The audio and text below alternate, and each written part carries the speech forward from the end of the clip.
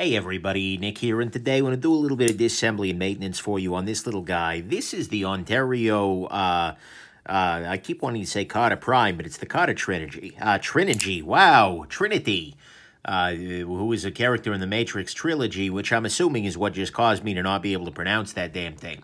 But anyways, interesting little knife. Let's take it apart. At the moment, the centering is slightly... actually looks to be right about okay. Maybe slightly favoring show side. Let's check for blade play. Maybe a little tiny bit, but not too bad. Smooth action overall, and the detent on this guy is almost a little too much, which is kind of crazy, but it's very easy to slide off this untextured tab. You'll be hearing about that later, but anyways, let's try and take this guy down, see if we can attend to any of this. Using a Torx T8 driver here, I'm going to go ahead and, pop the pivot out of the way here. That's good. It doesn't appear to be thread locked in any way. Appreciate that. And of course, I want to thank my buddy Scott for sending this little guy along. Scott is a long-time supporter of the channel and sender of macadamia nut goods, which I very much appreciate. Both the support and the macadamia nuts, because he's based out there in the Hawaii, and I respect that. I respect his choice to live in Hawaii, whatever. Oh, Teflon. But okay. So nonetheless, all that aside, let's take a look at what we got going on here. We can actually see that at some level, the construction is reasonable. We've got ourselves a... looks like a lock bar insert here, complete with a relatively strong detent ball. I mean, look at the prominence of that guy. Yeah, that's why this is flipping pretty seriously. And so that's good at least. And let's go ahead and clean things up a little bit. It's not too terribly dirty. In fact, it's probably not that distant from the factory here. These haven't been out for all that long. But nonetheless, we'll go ahead and clean this up and see what we can do here. The action on this guy is fine as it stands, actually. I got no real objections to the action. And if it weren't for the need to disassemble the knife for the channel, sort of to have it on record, this is probably not a disassembly I'd bother with. But, you know, it is what it is. And so I'm going to go ahead and do that, clean off the oil, get everything on one step. One thing that I really appreciate now is that a lot of reviewers are now doing disassemblies as a part of this. That's great. It's something I like very much because you're able to see like Zelric 82, I want to say, Zelric in some number or another. Okay, so it's just this is a phosphor bronze washer with a little tiny Teflon sort of shim on top of it. But he's doing disassemblies. Dr. Frunky is doing surgeries on knives, which makes sense. I still want him to do how to disassemble and maintain this guy right here, because he's, you know, a surgeon in his everyday life.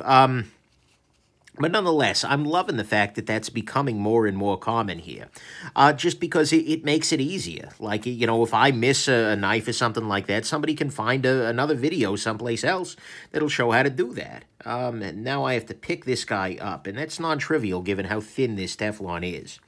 But anyways, so that's been something that's been bringing me joy. So it could be that this is not the first disassembly.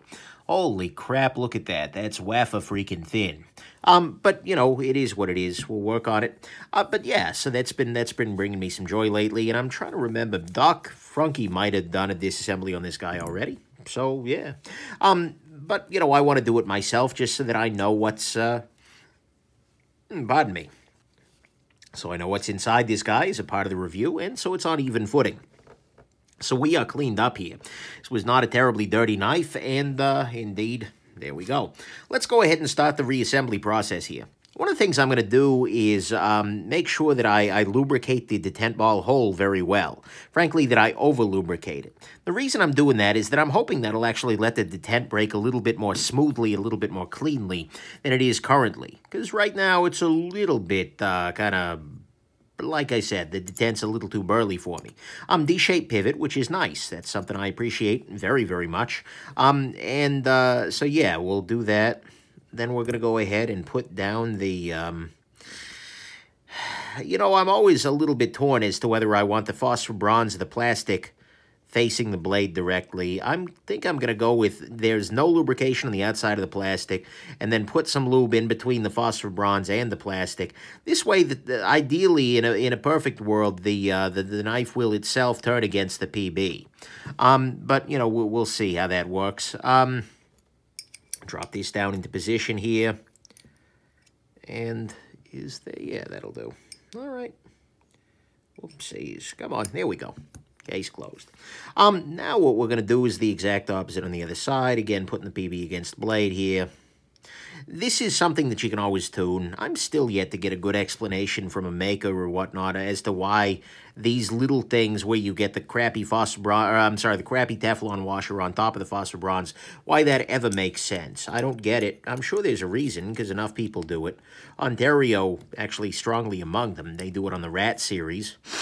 And they've done it here as well. But, yeah, I still don't feel like I know why that's a thing.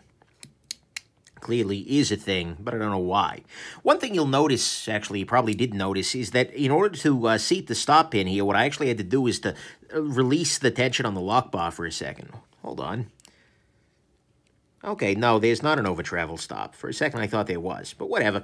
But nonetheless, I had to release a little bit of the tension on the lock bar there in order to get everything to seat down properly. That may be something you have to do, and if so, it's life. Okay, I'm going to go ahead and try and put the pivot in first so I can get everything tightened down here. This is going pretty straightforwardly, I'll say. I appreciate that, honestly. I wanted a nice and straightforward disassembly for this evening here.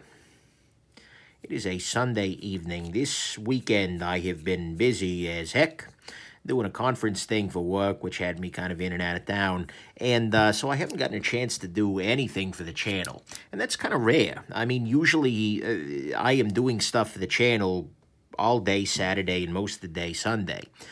You know, and it's a lot of fun, but it's also, God, a lot of freaking work.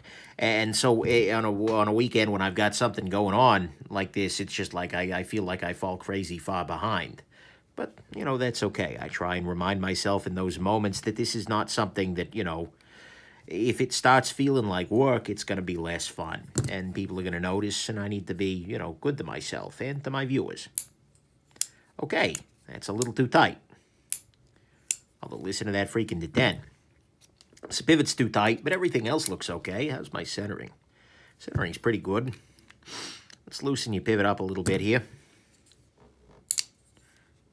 Okay, no blade play. Yeah, there we go. There you go. Case closed. At least I produced that, right, for the weekend. This is now in really good shape. It's good to go. It's ready to carry. Centering is, again, very, very, very slightly favoring show side. Don't really care. The tent is actually maybe a little nicer now, a little softer, that is, which is not generally what I mean by nice, but in this case it was a little aggro, so I'm glad it's back.